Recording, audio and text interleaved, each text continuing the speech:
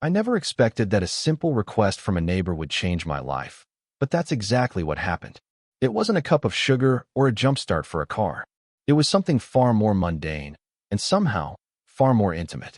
It was a request that dismantled the quiet, orderly world I had built for myself and replaced it with something I had only ever dared to imagine. My name is Lucas.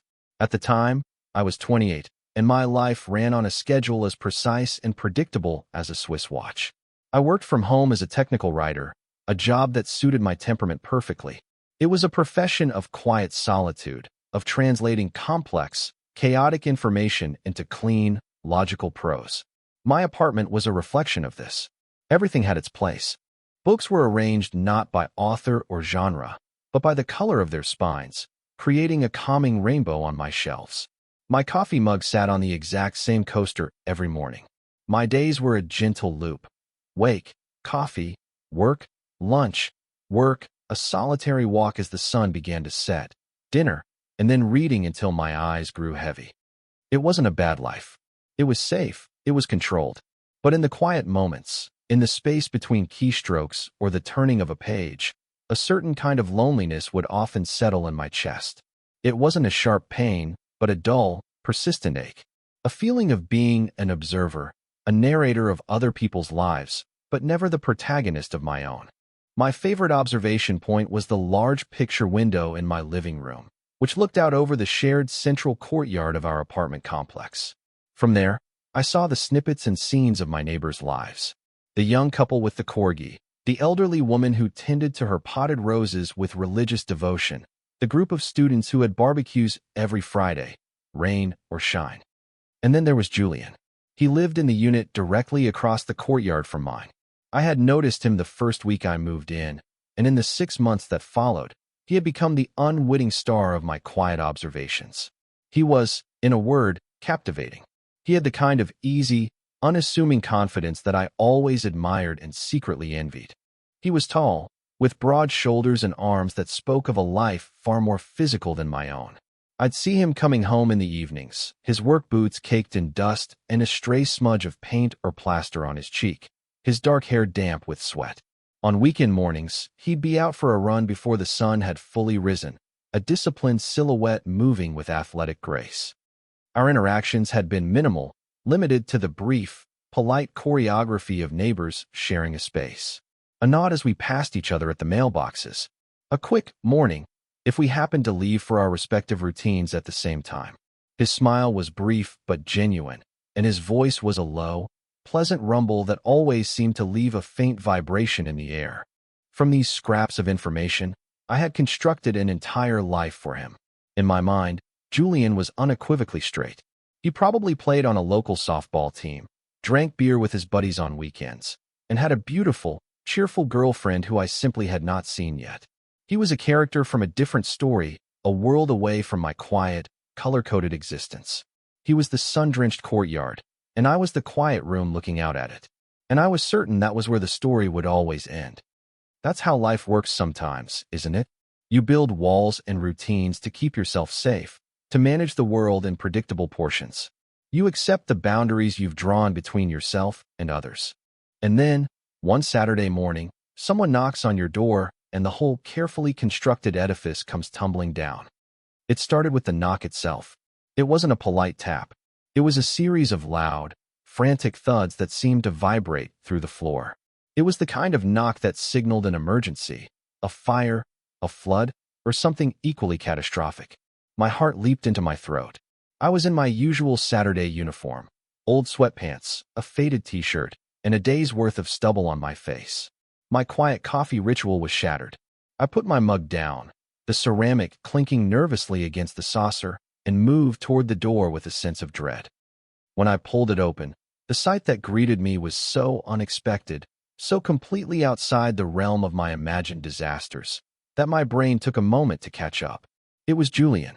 He was standing there, breathless, with nothing but a white towel slung low around his waist. Droplets of water clung to his shoulders and chest, and his dark hair was wet and tousled. But the most jarring detail was the shaving cream. A perfect cloud of it covered the right side of his face, while the left was clean-shaven, but for a few angry red patches near his jaw. He looked utterly panicked, his brown eyes wide with a stress that seemed almost comical given the domesticity of the scene. "I am so sorry to bother you," he said, his voice rushed. "This is going to sound insane." He gestured helplessly at his half-shaved face. "My electric razor just died.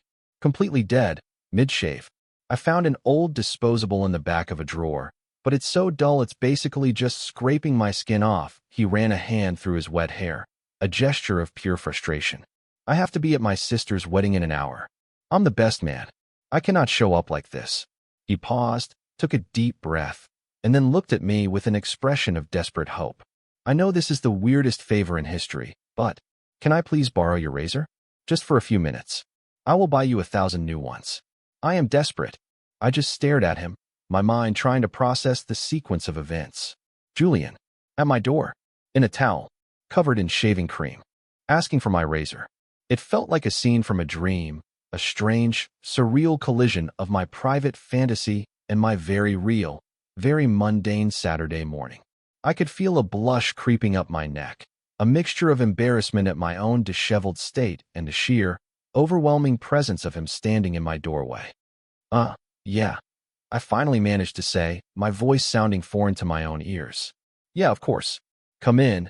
I stepped back, holding the door open wider, and he slipped past me into my apartment.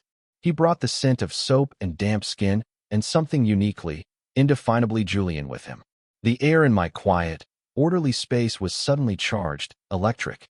The predictable loop of my day had just been irrevocably broken.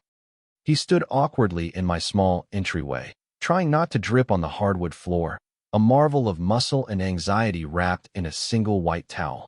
I felt a ridiculous urge to offer him a coaster for his bare feet. "The bathroom is just down the hall," I said, pointing. "Let me, grab you a new blade." My own razor was a simple cartridge model, nothing fancy, but I was meticulous about changing the blades. I fumbled in my bathroom cabinet, my fingers suddenly clumsy, and retrieved a fresh, sealed cartridge from its plastic case. When I handed it to him, our fingers brushed for a fraction of a second. It was nothing, a completely insignificant moment, but a jolt went through me, a tiny spark of electricity that made the hairs on my arms stand on end. He didn't seem to notice. He just gave me a grateful look. "You're a lifesaver, Lucas." Seriously, he knew my name. I knew he knew it. We'd said our hellos, but hearing it from him, in my apartment, under these bizarre circumstances, felt different. It felt real. He disappeared into my bathroom, and I was left standing in the hallway, unsure of the proper etiquette for lending a half-naked neighbor a razor. Should I go back to my living room? Should I wait? I ended up hovering near the doorway, leaning against the frame, trying to appear casual, as if this were a perfectly normal occurrence. I could hear the sound of running water, the soft scrape of the blade against skin. It felt incredibly intimate, listening to him perform such a private ritual in my space. To break the awkward silence, I asked, "So, your sister's wedding?" His voice, slightly muffled, came from the other side of the door. "Yeah, my younger sister, Sarah. I can't believe she's actually getting married." There was a genuine warmth in his voice, a fondness that softened the edges of his earlier panic. "Are you close?" I asked, feeling like I was prying but desperate to keep the conversation going. "Yeah, we are," he replied. "She's the best. A little crazy, but the best." He paused, the scraping sound. "I have to give the best man speech. That's what I'm really nervous about. I'd rather frame a house in a hurricane than give a speech." I saw his reflection in the hallway mirror then, his face contorted in concentration as he navigated the tricky area around his chin. This was a side of Julian I had never imagined. The confident, athletic man I watched from my window was nervous about public speaking. He was a doting older brother, stressed about fulfilling his duties. The idealized image I had built of him began to crumble, replaced by someone far more human, far more relatable. The untouchable neighbor was suddenly just a guy in a towel, worried about making his sister proud. "I'm a writer," I offered, the words coming out before I could stop them. "Technical writer, so not exactly poetry. But the best advice I ever got about speaking is to just be honest. Don't try to be funny or profound. Just speak from the heart. They're all there because they love her. They'll love whatever you say." He stopped what he was doing and turned to look at me through the doorway. His face was now clean-shaven, and a small, genuine smile touched his lips. It was different from the quick, polite smiles in the courtyard. This one reached his eyes, crinkling the corners. It was warm and real, and it was directed entirely at me. "Speak from the heart," he repeated softly, as if testing the words. "Thanks, Lucas. That's actually really helpful."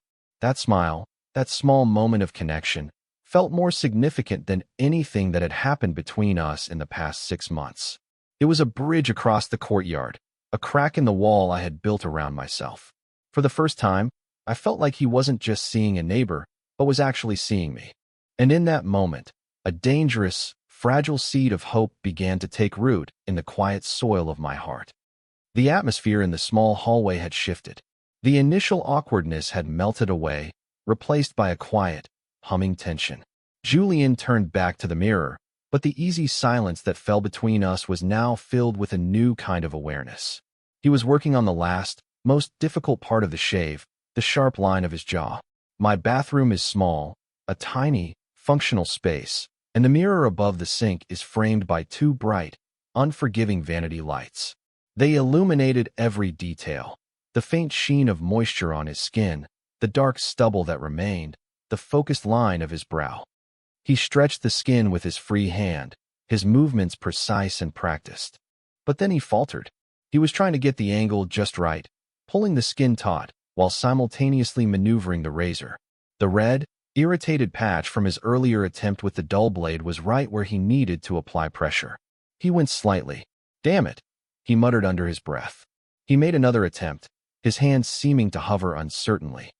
He let out a short, frustrated sigh and looked at his own reflection. Then his eyes flicked up and met mine in the glass. A self-deprecating smirk played on his lips. "Could use an extra hand here," he said, the words light and joking. I gave a small, nervous laugh, assuming that's all it was. A joke, a bit of light-hearted commentary on his predicament. But then his expression shifted. The smirk faded, replaced by something more serious, more direct. His gaze held mine in the mirror for a beat too long. "No, seriously," he said, his voice lower now, softer. "Could you?" My hand is shaking a little from the caffeine I chugged trying to wake up. I wasn't sure if I believed him about the shaking hand, but it didn't matter. The request hung in the air between us, heavy and real. He was showing a sliver of genuine vulnerability, inviting me closer, not just physically, but into a space of trust. He gestured with his head toward the small space in front of the sink. "Just come here." My heart began to pound against my ribs, a frantic, muffled drumbeat. This was a line, a boundary I was being invited to cross. Every cautious instinct in my body screamed at me to make an excuse, to stay safely on my side of the threshold. But the hopeful, reckless part of me, the part that had been watching him from a distance for months, took a step forward.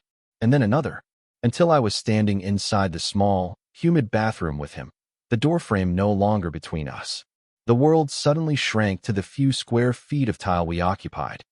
He turned his body slightly to face me, the razor held loosely in his right hand. The scent of him was stronger now, a mix of shaving cream, clean soap, and the warm, distinct scent of his skin. It was overwhelming, intoxicating. "Just here," he said, his voice barely above a whisper. He lifted his free hand and pointed to his jaw. "Just hold it right here. Keep the skin tight for me." My own hand felt clumsy and strange, as if it belonged to someone else. I lifted it slowly, my fingers trembling. I could feel the heat radiating from his body. I hesitated for a fraction of a second, my fingertips hovering just above his skin, before I finally made contact. The touch was electric. His skin was warm and damp beneath my fingers. I could feel the sharp rasp of the remaining stubble, the smooth plane of his jawbone. I was acutely aware of the pulse beating steadily in his neck, just beneath my thumb. My breath hitched in my throat. I focused on the task, trying to apply the right amount of pressure, my mind racing. This was happening. This was real. Julian didn't just let me hold his jaw, though. As if sensing my nervousness, as if needing to solidify the connection, he covered my hand with his own. His hand was large and warm, calloused from work, and it enveloped mine completely. His fingers intertwined with mine, pressing them gently against his face. It was no longer just a helping hand. It was a shared touch, a deliberate, intimate intertwining. He lifted the razor again, and this time, his movements were slow and steady. The only sounds in the small room were the whisper-soft scrape of the blade against his skin and the sound of our breathing, quiet but not quite synchronized. I watched, mesmerized, as the razor glided over the patch of skin held firm by our joined hands. White foam disappeared in clean, smooth strokes, revealing the skin beneath. Time seemed to stretch and warp. The universe had contracted to this single, focused point of contact. My hand, his jaw. It was an act of profound trust, more intimate than any kiss I could have imagined. He was vulnerable, and he was letting me be the one to steady him. When the last stroke was complete, he rinsed the blade under the tap. But he didn't pull away. Neither of us moved. Our hands were still joined on his face. We were standing inches apart, so close I could see the flecks of gold in his brown eyes. He lifted his gaze and met mine, not in the mirror this time, but directly. The air was thick with everything that hadn't been said, with the months of unspoken curiosity and the sudden, shocking reality of this closeness. His lips parted as if he were about to say something, but all that came out was a whispered, "Thanks." The word was simple, but it carried the weight of the entire morning, of the entire unspoken history between us. And in his eyes, I saw the same stunned awareness that I felt racing through my own veins. The world as I knew it had been fundamentally, irrevocably altered. The moment stretched, taut and shimmering, before it finally snapped. Julian blinked, and it was as if a switch had been flipped. He gently pulled his hand from mine and took a small step back, creating a chasm of space between us and the tiny room. The charged intimacy was suddenly replaced by a flurry of frantic energy. "Right," he said, his voice a little too loud, a little too bright. "Wedding. Right. I gotta go." He moved with a sudden, almost jarring speed. He rinsed his face, patted it dry with my hand towel, and then rushed out of the bathroom. I was left standing alone, my hands still tingling from the memory of his skin, the scent of his shaving cream hanging heavy in the air. I heard him rustling in the entryway. He must have brought his clothes with him. When I stepped out of the bathroom, he was already dressed in a crisp white shirt and dark slacks, looking impossibly handsome and like a complete stranger compared to the man in the towel from moments before. "Lucas, I can't thank you enough," he said, tying his tie with practiced, jerky movements. "You're a lifesaver. For real. I owe you one. Big time." His words were a torrent, a stark contrast to the quiet intensity of the moment we had just shared. It felt like he was deliberately trying to bury it under a layer of cheerful, neighborly gratitude. He was rebuilding the wall between us, brick by hurried brick. "It's no problem," I managed, my own voice sounding weak and distant. "Happy to help." He grabbed his suit jacket and a garment bag from the floor where he dropped them. He gave me one last, quick smile, a flash of the polite, neighborly one, and then he was out the door. "Talk soon," he called over his shoulder, and then the door clicked shut, leaving me in a profound and ringing silence. My apartment, my quiet sanctuary, felt completely alien. It was the same space, the same furniture, the same color-coded books on the shelves, but the atmosphere had been fundamentally changed. It was like a live wire was buzzing just beneath the floorboards. I walked back into the bathroom and stared at my reflection. I looked the same, but I felt like a different person. My own razor sat on the counter, a silent testament to the morning's surreal events. The hand towel he had used was still slightly damp. The room held the ghost of his presence. The rest of the weekend passed in a slow-motion blur. I tried to fall back into my routine, to reclaim the comforting predictability of my life, but it was impossible. My focus was shot. I'd sit down to work and find myself staring at a blank screen, my mind replaying the scene in the bathroom on an endless loop. Every detail was seared into my memory. The warmth of his skin, the weight of his hand on mine, the look in his eyes when he met my gaze in the mirror. I dissected every word, every micro-expression, searching for meaning, for confirmation of what I thought I had felt. Was it just a practical request born of sheer desperation? Had I imagined the intimacy, the charge in the air? It was possible. More than possible, it was probable. He was in a rush, he was stressed. Maybe his hand really was shaking. Maybe he would have asked anyone for help. The thought was a cold, unwelcome dose of reality. I told myself not to be an idiot, not to build a fantasy out of a simple, strange favor. He was just being a neighbor. and I was just being a neighbor back. But my heart refused to listen to my head. It clung to the memory of our intertwined fingers, to the soft whisper of his thanks. It held on to the dangerous, fragile hope that had taken root that morning. With every passing hour, my internal monologue swung wildly between giddy optimism and crushing self-doubt. One moment, I was convinced that something real and significant had passed between us. The next, I was mortified, certain that I had completely misread the situation and that he was probably telling his friends about his weird, intense neighbor. I became a prisoner in my own home, my gaze constantly drawn to the window overlooking the courtyard. I watched for his car, for any sign of his return, with a mixture of intense longing and paralyzing dread. What would happen when we saw each other again? Would he mention it? Would we both pretend it never happened, retreating back to our polite nods and distant greetings? The not knowing was a special kind of torture. The silence stretched on, and my apartment, which had once felt like a cozy refuge, now felt like a waiting room. It was filled with his echo, and the quiet was no longer peaceful, but agonizingly empty. By Sunday evening, I had managed to convince myself that I had imagined it all. It was the only logical explanation, the one that would cause the least amount of potential heartbreak. I was just settling in with a book, trying to force myself back into the comfortable rhythm of my old life, when I heard it. A knock on the door. It wasn't the frantic, panicked banging of yesterday morning, but a calm, deliberate rap. Still, my heart leaped into my throat. I knew, with absolute certainty, who it was. I took a deep breath, schooling my features into what I hoped was a neutral, casual expression, and opened the door. It was Julian. He was dressed in a simple gray t-shirt and jeans, and he looked far more relaxed than he had the day before. He was holding a six-pack of craft beer, the bottles beaded with condensation. He offered me a small, slightly nervous smile. "Payment," he said, holding up the beer. "For the razor and the assistance." The way he said assistance made it sound like a shared secret, a word freighted with meaning. The hope I had tried so hard to extinguish flared back to life. "You really didn't have to," I said, but I stepped aside to let him in. He walked into my living room and set the beer down on the coffee table. The air was immediately thick with the same tension from the bathroom, an unspoken question hanging between us. He didn't sit down right away. He stood in the middle of my rug, looking around the room, at my books, at the view from my window. "So, how was the wedding?" I asked, needing to fill the silence. He turned back to me, his hands shoved into his pockets. "It was great," he said. "Sarah was beautiful, the food was decent, and thanks to you, my speech didn't completely bomb."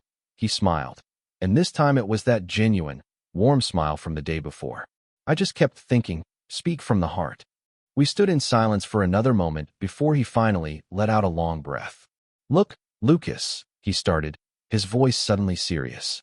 "I need to be honest about yesterday. My stomach did a nervous flip. Here it comes, I thought. The 'let's pretend that didn't happen' speech. The razor thing was real," he continued. "It really did die on me, and I was genuinely panicking." He paused, and his gaze dropped to the floor for a second before meeting mine again. But my hand wasn't really shaking. The air left my lungs in a quiet whoosh. "Oh," was all I could manage to say. I've wanted to talk to you for a while," he confessed, the words coming out in a slight rush. "For months, actually. Not just the hello in the courtyard. I saw you sometimes. At your window. And I always wondered what you were thinking." My face flushed with heat, a mixture of embarrassment and validation. He had seen me. He had noticed. "I kind of hoped you were, you know," he gestured vaguely with his hand. "Interested. But I didn't know how to find out, how to bridge that gap without being a complete idiot. Yesterday morning, when I was standing there, panicking about the shave, asking for your help, that wasn't about my hand shaking. It was an excuse. A really clumsy excuse to get close to you. To see if, well, to see if there was anything there." He looked at me then, his expression open and incredibly vulnerable. The confident armor was gone. He was just a man, laying his cards on the table, waiting to see if I held a matching hand. My silence stretched, and I saw a flicker of disappointment, of fear, cross his face.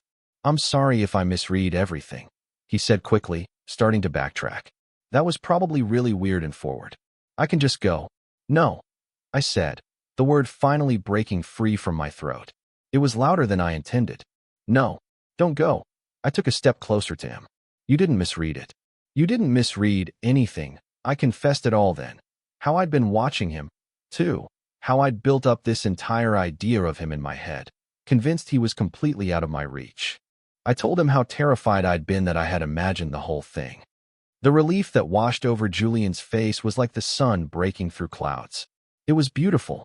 We both started talking at once, then laughing, the tension finally dissolving into a shared, giddy joy. We sat on the couch and talked for hours, dismantling the fictional versions of each other and replacing them with the real thing. He wasn't just a jock. He loved old black and white movies and sketched in a notebook he kept hidden in his nightstand. I wasn't just a quiet writer. I had a ridiculous obsession with gardening shows and could name almost any plant by its Latin name. Late into the evening, in a comfortable lull in the conversation, Julian reached across the coffee table and took my hand. His fingers laced through mine, a perfect fit. So, he said, his voice low and soft, can I try something that isn't an excuse? My heart hammered against my ribs, but this time it was with anticipation, not anxiety. I just nodded, unable to speak. He leaned across the space between us, his other hand coming up to gently cup my cheek. He was slow, deliberate, giving me every chance to pull away. I didn't. When his lips met mine, it was nothing like the fragile, questioning intimacy of the day before. This was confident. It was sure. It was a kiss that held months of unspoken curiosity and the explosive relief of mutual discovery. It tasted of beer and hope and the promise of a new beginning. In that moment, I knew that my quiet, orderly world was gone for good, and I had never been so happy to see it go. The weeks that followed felt like waking up from a long, quiet dream. My life, once a predictable loop, was now a series of wonderful, exhilarating firsts. Our first real date was at a small Italian restaurant he loved, where we talked so long we were the last ones to leave. Our first movie night was on my couch, where we argued playfully over whose taste in film was worse. I learned that Julian was, in fact, incredibly good with his hands. He spent a Saturday helping me assemble a complicated bookshelf that had been sitting in a box for months, turning my frustration into an afternoon of easy laughter. And he learned that I was, as he put it, scarily good with words, when I helped him draft a difficult email to his boss that earned him an unexpected promotion. My apartment, once my solitary fortress, became our shared space. The quiet wasn't empty anymore. It was comfortable, filled with the simple presence of another person. I would write at my desk while he sat on the sofa and sketched the view from the window, the soft scratch of his pencil a calming counterpoint to the click of my keyboard. We were learning the small, essential details of each other, the truths that lay beneath the surface. We were discovering that our perceived differences were the very things that made us fit together so perfectly, like two sides of the same coin. A few months later, we were getting ready to go out to dinner. We stood side by side in my bathroom, the place where it had all started. The light was just as bright, the space just as small, but now it felt cozy instead of clinical. It was our space. Julian was shaving, this time with a new, fully charged electric razor I had bought him as a joke. He hummed along to the music playing from the living room, the picture of domestic contentment. He caught my eye in the mirror, and a slow smile spread across his face. He turned off the razor and set it on the counter. Then, he turned to me, his expression soft and full of a love that still made my breath catch in my chest. He gently took my jaw in his hand, his thumb stroking my cheek, perfectly mimicking the gesture from that first, fateful morning. He leaned in and gave me a slow, tender kiss. When he pulled back, his lips were still close to mine. Still my favorite shave, he whispered against my mouth. I used to think that life's biggest changes were loud and dramatic, like thunderstorms that roll in and shake the foundations of your world. But now I know that sometimes they arrive as a frantic knock on your door on an ordinary Saturday morning. I spent so long observing life from behind the safety of my window, narrating stories in my head because I was too afraid to live one of my own. All it took was opening the door. All it took was saying yes to a strange request. It turns out the greatest risks and the most beautiful rewards are often hidden in the smallest, most unexpected moments of trust. And all you have to do is be brave enough to step into the room.